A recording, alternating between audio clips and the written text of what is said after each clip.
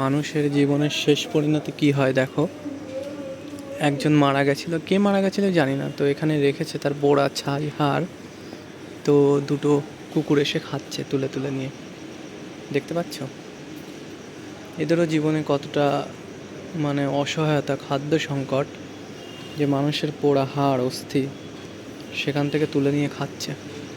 এটা হচ্ছে শ্যামনগর রত্নেশ্বর শ্মশান ঘাট।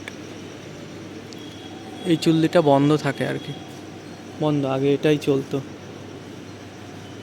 প্রচুর লোককে আমি পোড়াতে এসেছি এই শ্মশানে, প্রচুর প্রচুর, 50-60 তো হয়েই গেছে। লেখা আছে হিংসা, দেশ, অহংকার, দয়া, শ্মশানে নেই লেশমাত্র ছায়া। অনাদি অতীত থেকে মানুষের এই গন্তব্য, এই স্থান তাই এত পবিত্র। এই সেই দাহ স্থান, ধনী ও নির্ধন, মহাজন ও হরিজন সবার মূল্য সমান। দেখতে পাচ্ছ লাইটটা বন্ধ হচ্ছে আর জ্বলছে ভুতুড়ে লাইটের মতন। এখানে রাজা হরিশ্চন্দ্র শৈব্যার একটা স্মৃতি কেউ পেন্টিং করে রেখেছিল, সেটাও প্রায় মুছে যাচ্ছে।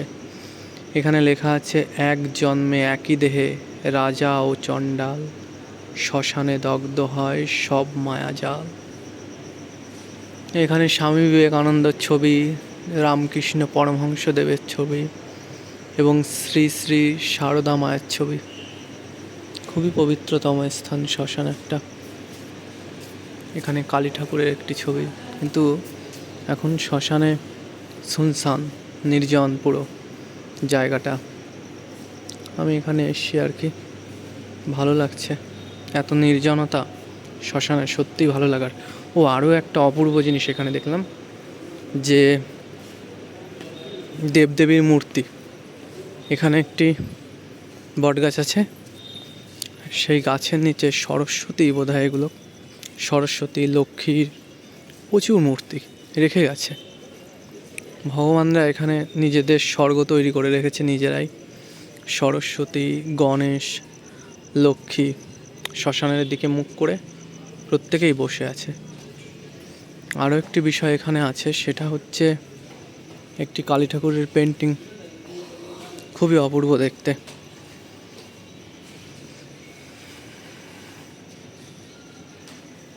রাত্রেবেলা তো অতটা উজ্জ্বলতা নয়, তবুও যতটা দেখানো যায় আর কি। যিনি এঁকেছিলেন বীভৎস সুন্দর।